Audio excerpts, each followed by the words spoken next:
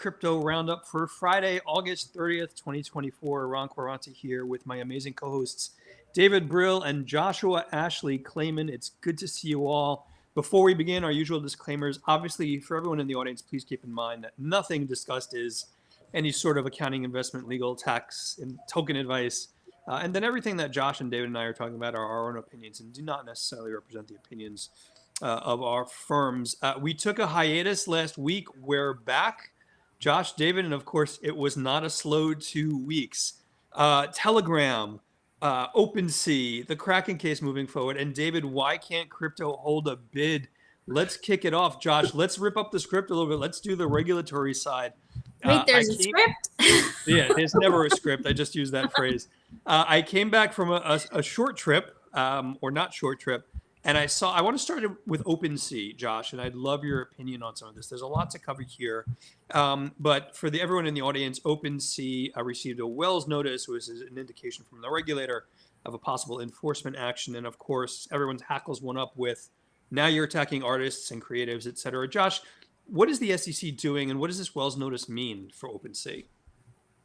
So it's hard to know what the SEC is doing, other than apparently looking likely to bring an enforcement action, right? Based on the receipt of the Wells notice. I think what is really unfortunate, among other things, is that we and perhaps even OpenSea, we don't know, and perhaps they don't, which tokens, if any, the SEC has identified as being securities, right? So I think this is very, very important, because as we know, there are all different kinds of NFTs. Now, if it's a broad view of NFTs generally, and we've certainly seen cases where the SEC has not specified which tokens it's referring to as being securities, then I think that is even more troubling, right? Yeah. What I would say also is, if we think back to early 2022 and the DOJ's enforcement action against a former OpenSea employee, in respect of what it referred to as the first, I believe they called it the first digital assets insider trading case, there the SEC was conspicuously absent, right? There was no allegation that any of the NFTs listed or sold on OpenSea were securities. And at the time, I think many of us thought, okay, well, the SEC just doesn't want to fight that fight about NFTs. So yeah, I think there's a lot to wait and see. But what do you think, David and Ron? David, I was going to ask you to weigh in, because the one conversation, David, you and I have had in the past was, and Josh, I'm sorry to segue, but there was a case several years ago, someone raised on Twitter. Think about art galleries and investment houses, the auction houses that sell art. None of those are subject to securities laws. How are they making the argument here? And I guess, David, that brings us to is this a weak potential case? Look, I think this is, we were joking we were pre-gaming for our call today, but I think this is like the Defending Digital Liberty Week. And, literally the battle for crypto rights, because this has just become a whole other level of what's going on between Telegram and OpenSea and, some of the other cases. But with regards to OpenSea, they might as well just named Etsy as a defendant in this case. I mean, a marketplace that is selling art, I just think this is, unfortunately, I have a sense that this has been kicking around for a while, and, the chair's term may end in a couple of months, and they decided to file this case, send the Wells notice.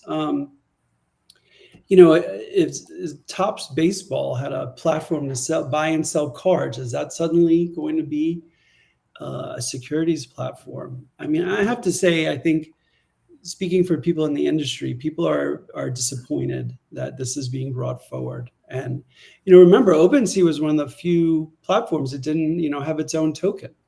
So They don't even have that argument to make. So I think it's concerning. I think that a lot of people are concerned that, the idea that just any kind of NFT could be a security, I don't think that follows consistently with the law. And I saw this some other place. I don't want to take credit for it, but it's hard to think that the Howey test at that time when it was, created, ever contemplated that, digital art would be a security in and of itself. Not selling shares of the digital art, but that the actual digital art itself would be a security. David, do we make any connection to this Wells notice? And you know the sports world better than I do. Was it DraftKings or one of the platforms that dropped their NFT offering? Do we make a connection in this instance conceptually?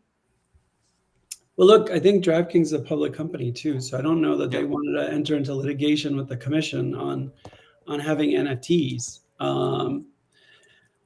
Look, it's a troubling development. I think that whether we agree with some of the cases that are being brought against the exchanges, and I think that's open for broader debate, it's a little disconcerting, like going after the art world and creators and a platform that's enabling creators around the world to sell their art and expose their art to the world. So it really has sort of a First Amendment feel to it. I don't know. What do you think, Josh?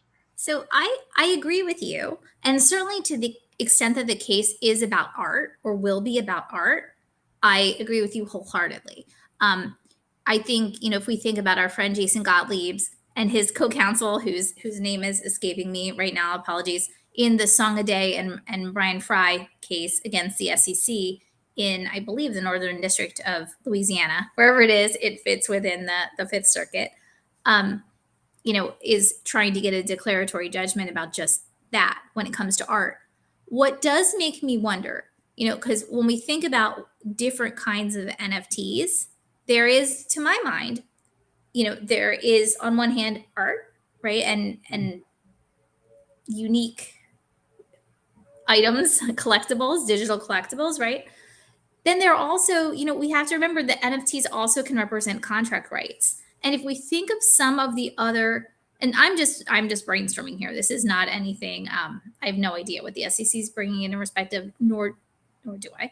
But we've seen a lot of connections, if you pull back the layers, between some of the Wells notices that have been announced. For example, I think if we think about, or investigations, right? If we think about Uniswap for a second, and then we think about Robinhood for a second, right? And the listing of the Uni token. It's interesting that my recollection is that certain NFTs on OpenSea represent liquidity positions in Uniswap.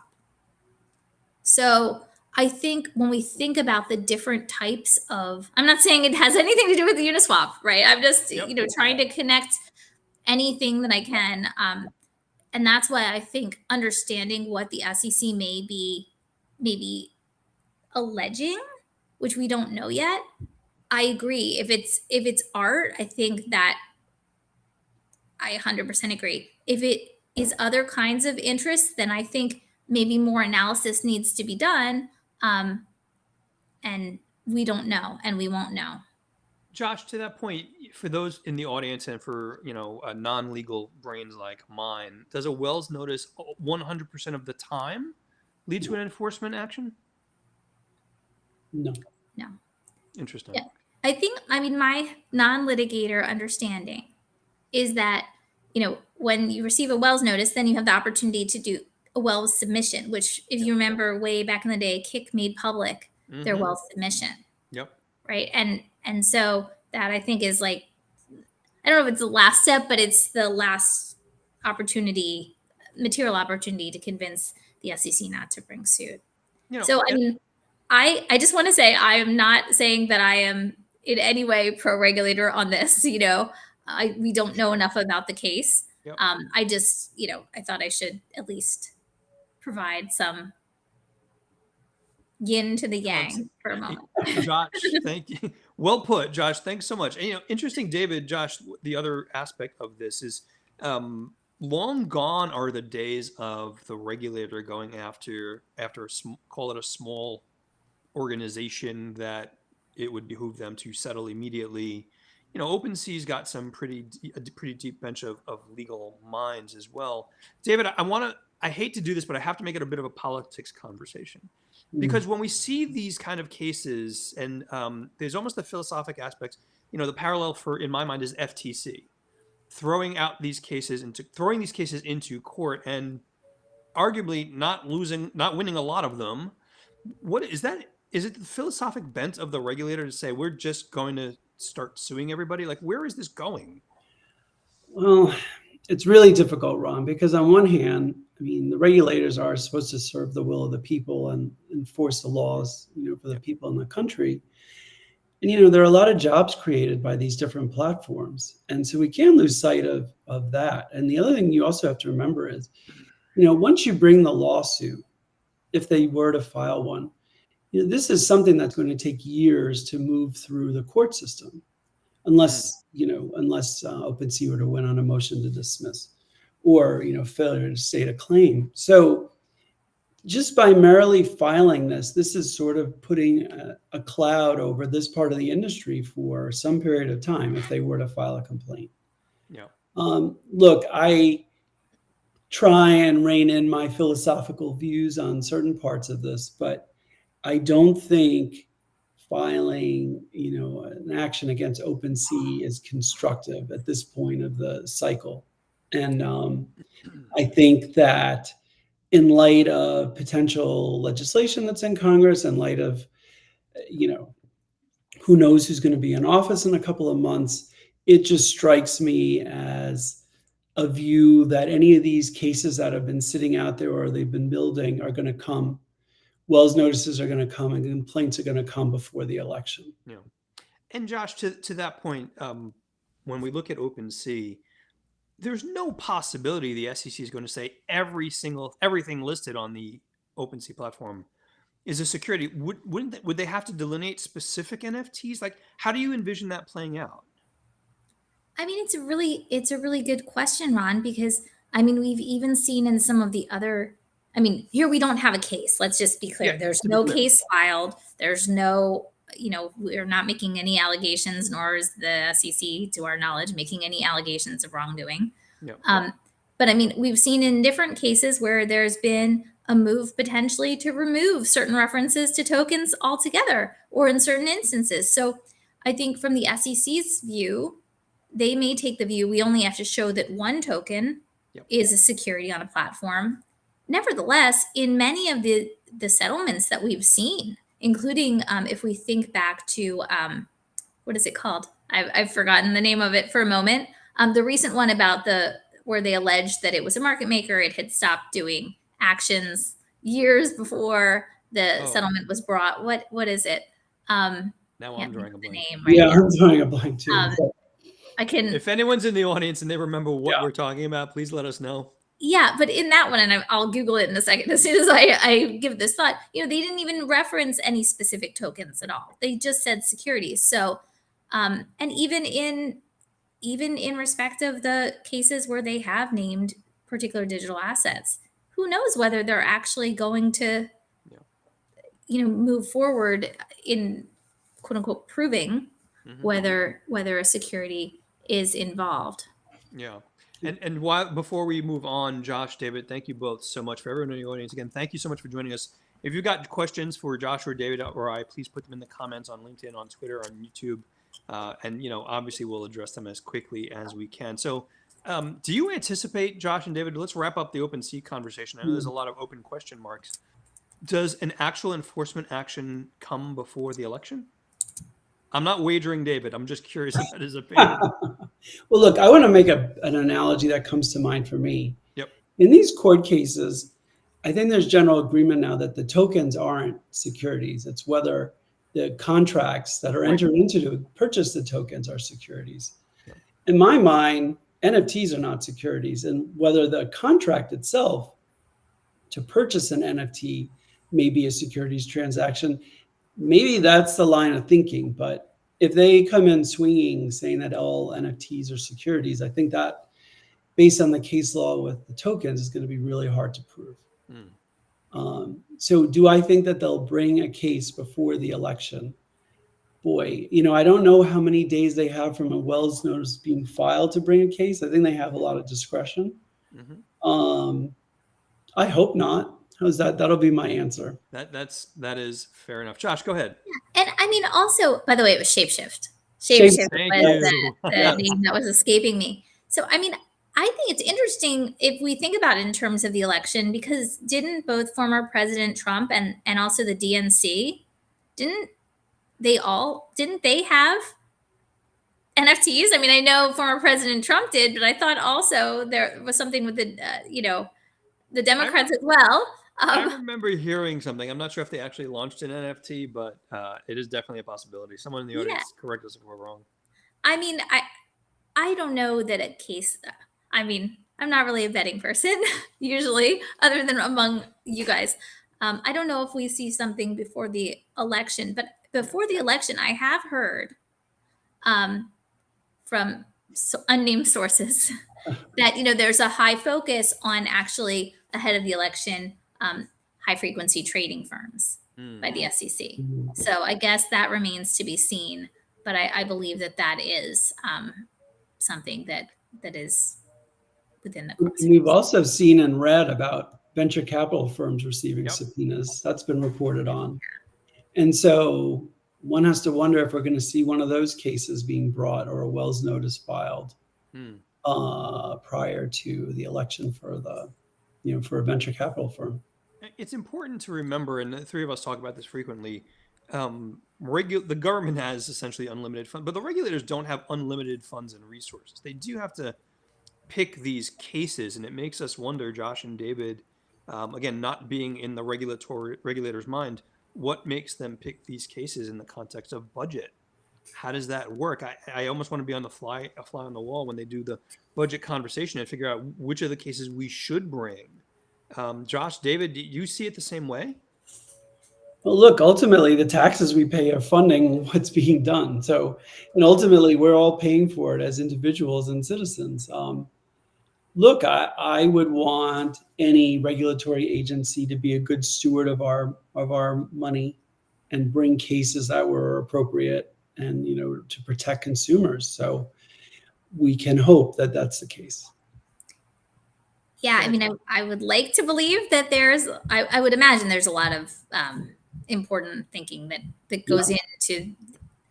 I do think there's a resource allocation issue as well. Certainly with all these cases out there, including the timing issue of whether to appeal things like Ripple, right? The Ripple decision, and what effects that may have on ongoing cases. I think I've heard generally, although all caveats apply, including reiterating the disclaimers from earlier. But yeah, I've heard that I've heard a number of things. I've heard that there has been an overspend at the SEC, perhaps in some people's views, in terms of the allocation on crypto and the focus on crypto. Certainly, we saw salary increases, but a flat budget for the SEC. And I think there is a belief by some that most, if not all, of the big cases are already out there right now. I think I've also heard the view that that it's possible that now, when staff at the SEC may begin an investigation, that it may take a very long time. Now, your mileage may vary, and this is not based on privileged information or anything like that, but just that it may take a long time for them to let go of an investigation because there may not be that many big cases still left in the hopper, so to speak. Yeah. I think, there's a bunch of other things relating to that, including that I've heard from some that the thought is that no matter who wins in the election, that there's an expectation that Gary Gensler is unlikely to be there. Interesting. Now, that again, it's pure speculation. It's just what I've heard. It's interesting because when we hear these things, it's we always caution the industry. I'm just going to say, be careful what you wish for. I mean, I remember the day that Gary Gensler was nominated back when President Biden took office, and everyone in the industry was, this will be great. He taught at MIT. and it was for the industry broadly, paraphrasing, a catastrophe. So it'll be interesting to see, Josh, how that moves forward. And I think from the perspective of the Wills Notice, it'll be interesting to see if there's actually an enforcement action. And I suspect the three of us will be reading the actual action itself as it gets publicized. That wasn't the only case, Josh. And there's another case that has even broader implications on privacy, geopolitics, national security. David, we're talking about Telegram and the arrest of the Telegram CEO. I'm still diving into the depths of what this case means, and has been, alternatively outraged by many in different parts of both the crypto industry and just the kind of privacy world, and also the other side of that, which is this a national security issue? There's some really egregious considerations around sharing illicit information. David, tell us about the case, and what do you see that's important in this case? Well, I mean, I think there's a few things important. One is you have a private citizen who runs a company and who now is suddenly responsible for the content that other parties put on their product, and now is like personally liable for that. And I think we're seeing a very disturbing trend in Europe where, we've read about arrests of people making claims or stating their opinions in England. And now this going on in France. And it seems like there's a real assault on individual rights and liberty as far as what you have to say. I think what's particularly troubling here is this isn't anything that he's being accused of saying or doing, but it's just accused of facilitating. Yeah. And so, it seems to me that these charges that were brought in France are, charges that I don't think the U.S. government would bring or could bring, because I don't think our laws are as broad as they are in France. So it really creates this challenge, because now are you going to have to run a platform and sort of moderate in every country what you can and don't allow? Are you going to have to are you going to be forced to do some kind of censoring just because one country has a certain view of privacy versus another? Yeah. The last thing, and I just have to say that in light of all the protests and all of the, bit of chaos that's gone on in France, it seems a little bit ironic that he's being targeted, considering what's gone on in the past few months with, different groups being targeted. So I couldn't help but see the irony in that as well. Yeah. Josh, go ahead. Yeah, I mean, so I agree with you, David. No surprise. I will say, from what I have heard, there is a chance that the U.S. is really driving this case, notwithstanding that it's in France, and that there's intergovernmental cooperation, perhaps, and going back to the focus on national security that we often talk about, and illicit funds and things like that. So I think it is interesting what you said about this being a case that could only be brought in France and not in the U.S. if, in fact, it's true that actually behind the scenes, the U.S. is playing. I think we really have to be mindful of, there's one analogy that I definitely don't want to use, but we really have to be mindful that there's this encroaching of free speech that's going on. And, there may be national security issues that we're not aware of or will be apprised of and, have the ability to know. But, if every platform, if you look at what happened with Mark Zuckerberg, where he's come out and admitted that he, censored some content on Facebook to appease the government. These are troubling signs. And, X is not, offering its services in Brazil now because of, the laws there. So I think this is a crypto issue, but this is also a broader issue I think we all need to be aware of and just mindful of. It's interesting, David, how so much of the world that the three of us and so many of our colleagues operate in really are part of ideological battles. And I never thought that would have been the case when we all began to get involved in crypto. It feels like 100 years ago, but it is interesting to see how the ideological challenges really come to the fore in cases like this. And it's not even directly a crypto issue per se when we look at Telegram. I mean, there was the TON token, and I know, David, that token's taken a hit in the marketplace, I believe, at some point. I haven't looked at it in a couple of days. But these are broader issues than even crypto in many ways, correct? Yeah, well, I think it's really a view about individual freedoms and what, individuals can do. And look, crypto is founded on individuals having control of their own currency and their own value. And, these personal liberties are offshoots of that. So it's very interesting how, in some ways, it's all coming full circle. Yep. But I do think that, and I want to reiterate this, that censorship of individuals' views, whether we like them or not, and I'm sure there's plenty that are distasteful, Yep. is a very slippery slope, and one that I really hope does not sort of come over to the U.S. Yep. Thank you, David. Thank you, Josh. Mr. Tavares, good to see you. Happy Friday. Thank you for joining us. David, Josh, I did want to go back to one thing, Josh, that you said. David, Josh noted that she is not a betting woman, but interestingly, she is the good beneficiary of whether or not you or I win or lose on these bets. So I want to outline that for the audience and thank them all again for joining us. Again, if you've got comments for Josh or David or I, please put them in the chat. We're happy to talk about them. David, Josh, let's pivot a little bit.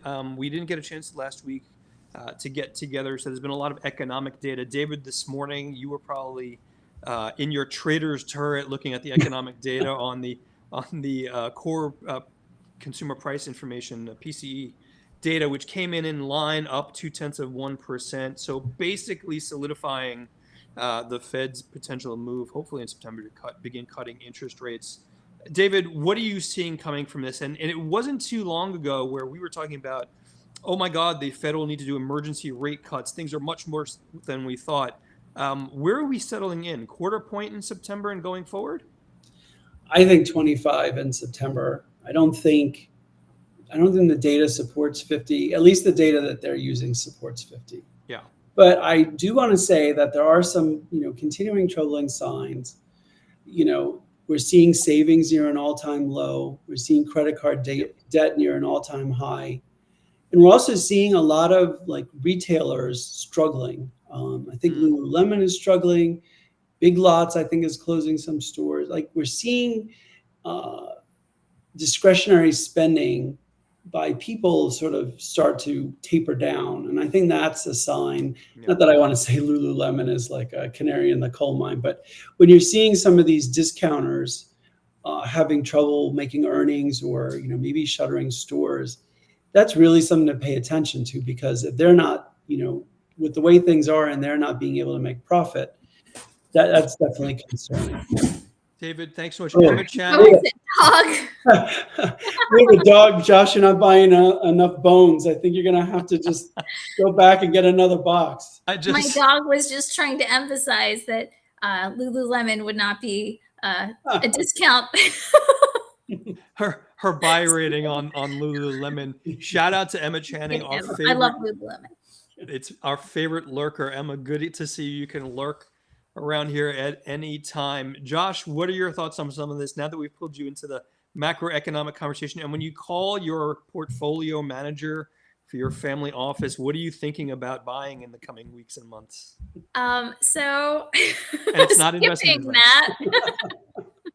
Gracefully stepping away from that. Yep. I will say, in respect of some of the numbers, I think David Brill, you've been really vindicated by the jobs numbers and the restatements, including, the recognition that people are working multiple jobs and that a lot were from the government, and lo and behold, some apparently didn't exist. So that's, and that, as has been reported, you guys will correct me if I'm wrong, is the biggest restatement in a negative way since I think 2009 during the financial crisis. Yeah. I will say and a plug to Emma, whom you just plugged, she pointed out in a different forum just about the record-breaking deficit that we reached. And so I think it just hit, if I'm remembering correctly what she had mentioned and what has been reported, 35.2 trillion. Which is an all-time high. So, yeah. David, Josh, thanks. When we look at the data, and you're absolutely right, Josh, David is vindicated in his perspectives. I got to ask, David, 800,000 jobs. You and I have this data conversation a lot, and I get that organizations and groups like the Fed or the Bureau of Labor Statistics are reactive to data, but how do you miss 800,000 jobs in the data? Like, there's no words for it. I mean, there are just no words for it. And I think the real problem is, like, what would have been our picture of the economy 6 months ago if we had the proper jobs numbers? Right. Maybe it's a vindication that we should have been cutting rates sooner, and that the job situation is getting worse. And look, I think by creating the perception that the jobs market was better than it was, also sort of like doing a disservice for the people who are looking for jobs. Yeah. Because we keep reading how robust the economy is and how many jobs are being created, yet people who are looking for jobs are not seeing the same thing. So I think it sort of reverberates both ways. And I really wonder if somebody had gone back and if we had the real numbers for each of the last 6 or 9 months, where would we have lowered rates, or what would we have done differently? Yeah. David, Josh, I want to throw one thing out there. The three of us look at data and data points in different ways from a macro perspective, a markets perspective. But I interestingly have my own personal data point. And David, I'd love your thoughts, and Josh, your thoughts on this.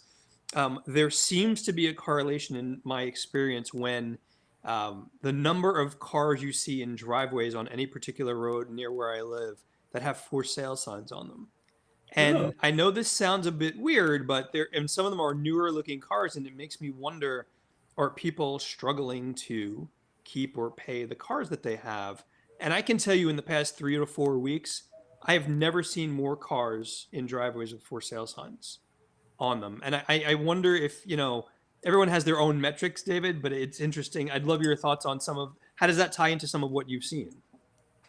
I mean, I'm a true believer that there's sort of two things going on here. There is the higher end, consumer who is sort of business as usual, maybe tying things in a little bit or pulling things back a little bit. But I really feel that sort of the lower and mid-income person between, even Kamala Harris admitted that, I think, food is up 50 or 60% over the last 4 years in her speech. I really think that the lower end consumer and the middle end consumers are really struggling and are really pulling their belts back. And you're seeing that in those stock reports of some of the, smaller retailers, or the ones, discretionary spending retailers. So I think there's a tale of two countries sort of right now with us. One that is prosperous and is spending and doing well, and one that is, belt tightening. Why isn't this reported more, David? I mean, we're going off the crypto script a bit, but David, Josh, we consume a lot of news, the three of us, as so do so many of our audience members and colleagues in the industry, but you don't hear that tale of two countries story, David. Look, I think if we weren't in an election year, I think we'd hear much more about it. I think that's my take. And I think that for those who support the current administration or, a Democratic candidate, too much reporting about those kind of things are uncomfortable. So that might be a couple of reasons. Josh, go ahead. Yeah, I mean, some other places where I see similar discussions, but in a different context, it's perhaps a little embarrassing, some of the places that I've seen them. But, on mom boards, or like boards where people are discussing dating and stuff, where I often lurk to partially for entertainment and other things. This opened up a whole new channel of questions. Yeah, I mean, but it's interesting, some of the conversations people are saying. What we know, people are generally saying is that housing is becoming very expensive, but it's become so interesting. Some of the topics where someone will say, oh, so-and-so this man is, this age and still living at home. But then others will jump to the defense and saying, well, who's not living at home? Like, there's nothing wrong with it. I had to move back in with my parents. And it's really like a, by the way, no judgment out there for anyone. It's just something that I've noticed that, again, anecdata, like sort of like how Ron was saying about the cars, just this acceptance that in multiple ways, expressed multiple times, about people, separating or getting divorced and they can't move out, just things like that that are talked about in a way that I don't recall seeing in the past. There's two other things I'll mention. One is food, that I uniformly hear people talk about from wherever they land on the economic spectrum, that food is just seeming to be much more expensive than it ever was. And it's talked about just much more than I ever, really remember seeing. And I just think that, even just traveling in general, like I think the flights are more expensive. Yes. The hotels are more expensive. You can't get from JFK to New York for under, I think, $70 or $80. Just different price points. So that you really do see, like on a day-to-day basis, things are more expensive. And I think people are facing that and feeling it. Josh, do you think David's complaining about when they bring the food and wine shipments to the 50-meter yacht? I mean, I'm trying to level set here the conversation and challenges. I love One you, buddy. never knows with David Brill, but I have to say, Ron, you're really quick. Well, I was going to say it's really like I'm just treating the food for your yacht, Ron. Because I'm not a guest that comes empty-handed. I certainly you are not appropriately. When I come to visit somebody, especially on a 50-foot yacht. But I will say this: down in Florida, I have not seen for sale signs on people's Lambo SUVs and Ferraris yet, but I'll certainly keep my eyes out for it. It's interesting. Last point on that, and thank you, Josh, for the kind word about being quick. I'm not sure it's useful, but I try.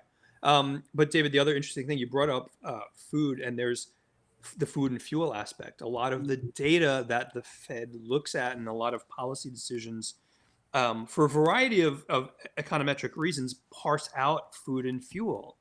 So when you hear the conversation in news and other media that talk about moderation of inflation, many of those data points will omit food and fuel on the basis that it skews the data. But people don't live worrying about whether or not the data is skewed. Like you said, David, they worry about how much is this costing us at the supermarket? How much is it costing to fill up the car? And look, I think on lower incomes, that's like the majority of their, and medicine, if you add like insurance and medicine, like that's the whole bill. And so I just feel like it's really underreported. And I think there is this I think we're going to see a number of companies that are just, that people are going to be pulling back, and you're going to see it in these companies and really see it in individuals. So, look, these are different. Go ahead, Josh. I'm sorry. Go ahead. I was going to say, and if it skews the data, then maybe that means it's extreme. Yeah. Right. And look, despite whatever conversations or political philosophies anyone may have, look, a lot of people are struggling, and it's important to remember that in the dialogue. David, Josh, we haven't had an opportunity to talk about it yet. David, I text you probably every 14 hours or so asking, why can't crypto hold a bid? What is going from a price action perspective? I've got to ask. Some of the fundamentals escape me at some point, but we're having a really hard time, particularly on BTC, maintaining 60. I know there have been some outflows. I think BlackRock IBIT on the spot ETF had some outflows this week. I could be wrong. David, what are your perspectives on these prices? Why can't we hold the bid? Well, look, it's been a challenging summer. Yeah. I think it's really a lot of the overhang of Mt. Gox getting money, Mt. Gox holders getting their Bitcoin back. I think that there's, I think other I think the Genesis holders got their value back. I think there's been a lot of value and a lot of Bitcoin that needs to be worked through the market. That's just sort of been this overhang. And also, like when you look at Ethereum, the Grayscale Ethereum ETF products, I think lost more than $2 billion worth of value being sold to offset what's being bought into the Ethereum ETF. So I think really we're sort of consolidating, in this range. And I think also it's just there's this big overhang that's being sold off. And then thirdly, the wirehouses still aren't turned on. We do have Morgan Stanley that was turned on to some extent. And so that still needs to happen. And then I think the last thing is retail was hurt, in some of these bankruptcies, and the Celsius bankruptcy and FTX. And I think, unfortunately, my thesis is that once we hit a new high, a lot of the retail people have been sitting on the sideline will FOMO in.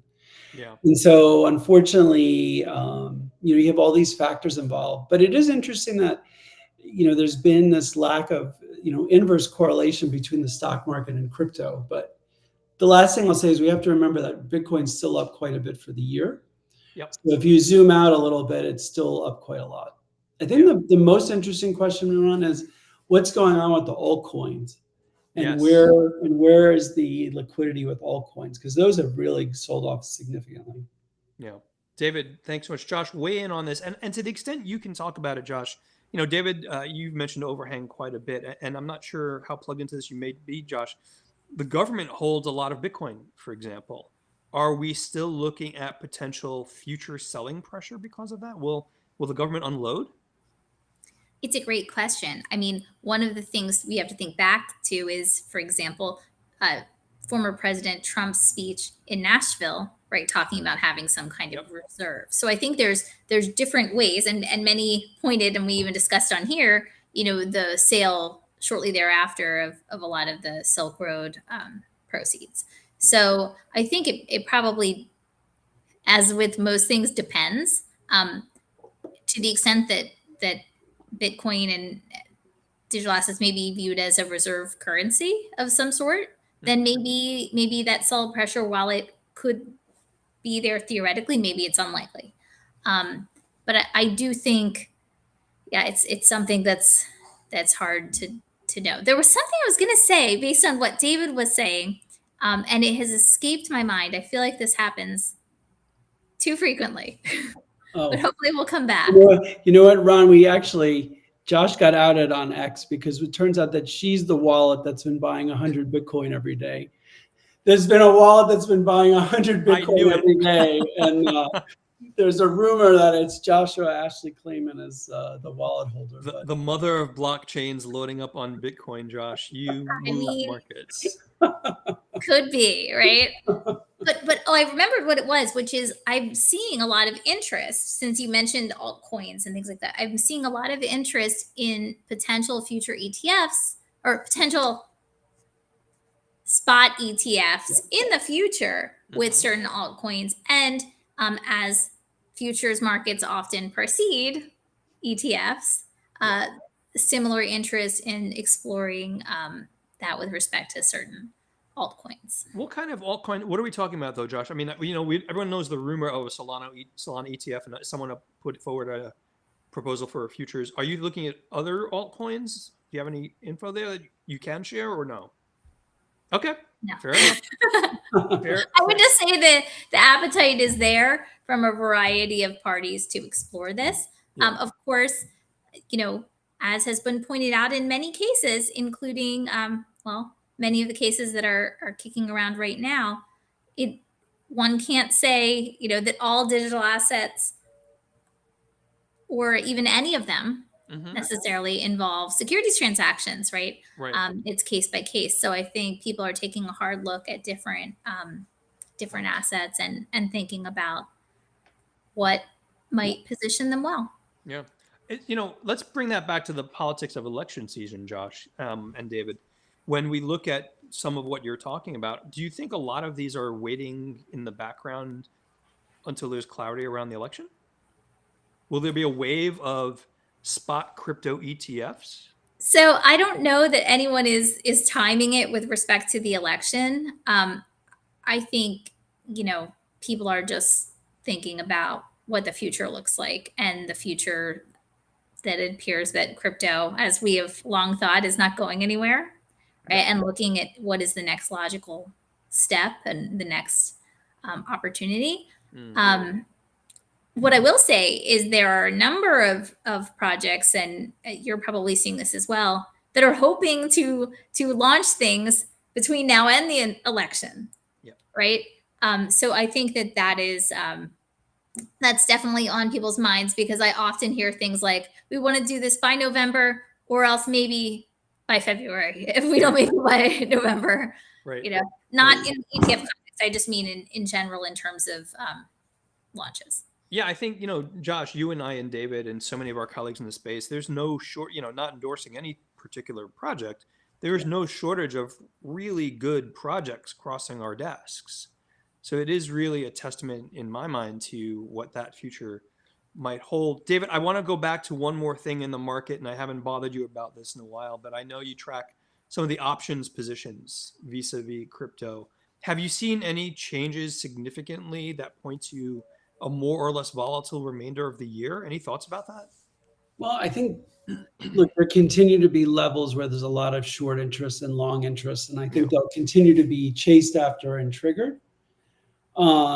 I do think that if we did have options on the ETFs, I think we would have more liquidity and more sort of directional views on where things are headed. Yeah. I'm hopeful we'll see that at some point. Candidly, I'm not sure why we don't have them right now, but I can surmise why. But look, we also have to remember it's the summer, and I haven't had a chance to look, and I'm going to try and look in a minute, but I have a feeling if we looked at some point in May and now, even with all this choppiness, I think we're sort of kind of near where we were at the beginning of the summer. So this might have been one of those sell in May and go away summers.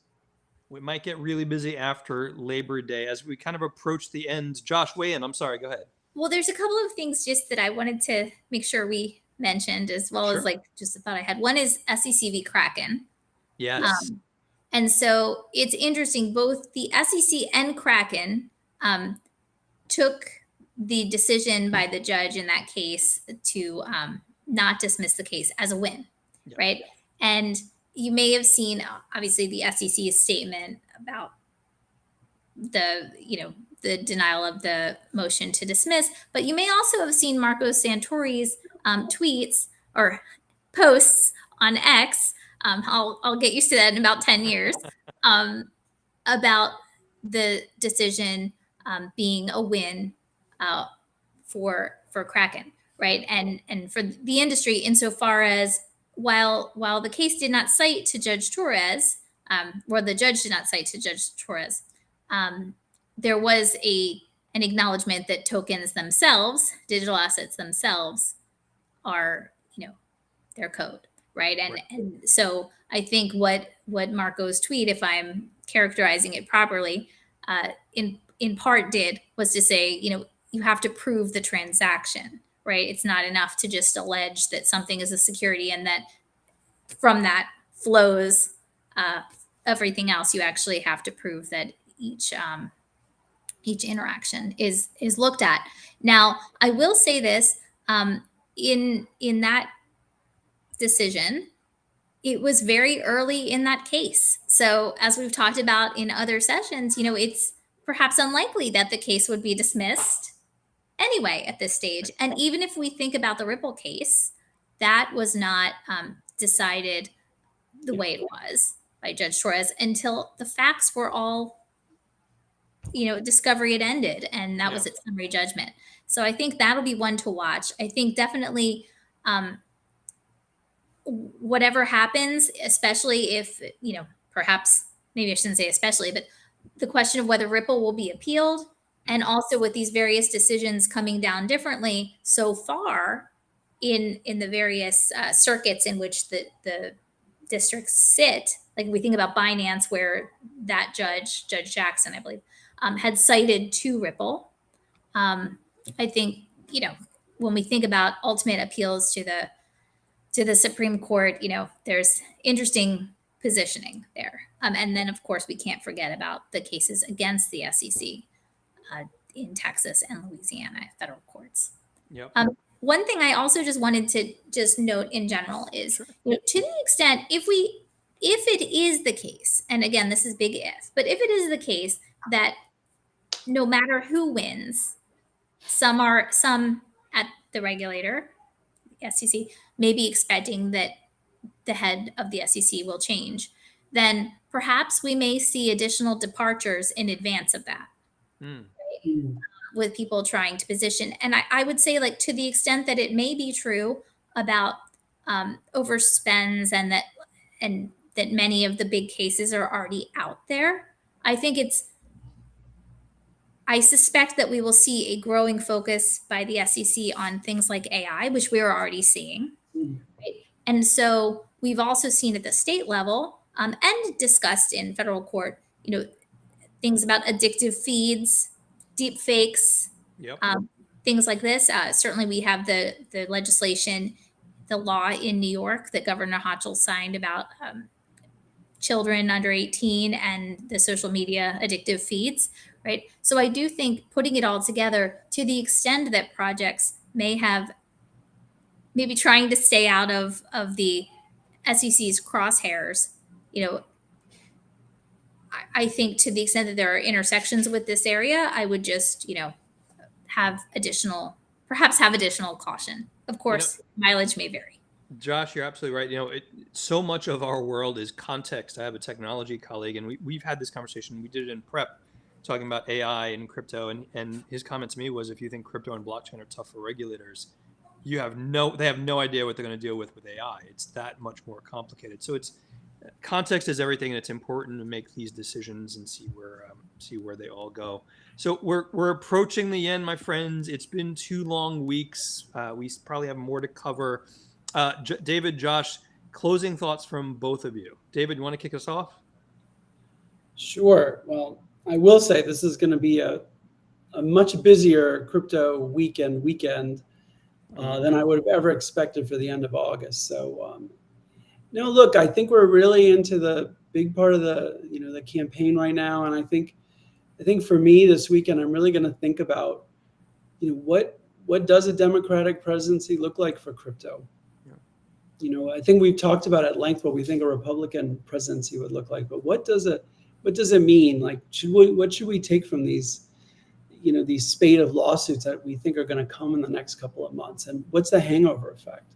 Yeah. So I think that, of course, the Labor Day barbecues, quality time with family, and very excited to have football back. You'll be at the Seaside compound down in Florida, correct, David?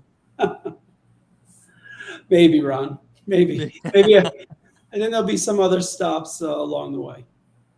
Josh, what about you? It's the Labor Day weekend. We have Monday off, which is not true, I think, for any of us that we know. What are you going to be doing this weekend, Josh? Other than work-related, industry-related stuff, my kids go back to school at various days next week. Wow. So gearing up for that and that trying summer to. Went quick. Yeah, it sure did. Sometimes not quick enough, though, when I'm thinking about that aspect. Yep. But just kidding. I love my kids. But I guess my thoughts, just building on what David said about presidential elections, and again, another hat tip to Emma, who we must have really on this show. We must. She's getting really sick of these hat tips, Emma. I just got to point out. So she had mentioned something having to do with Polymarket and what others had reported, that it was almost a tie between a Republican sweep, 32%, and a Democratic president, Republican House, Democratic president, Republican Senate, Democratic House, 27%. So we'll see. Of course, this is just for fun.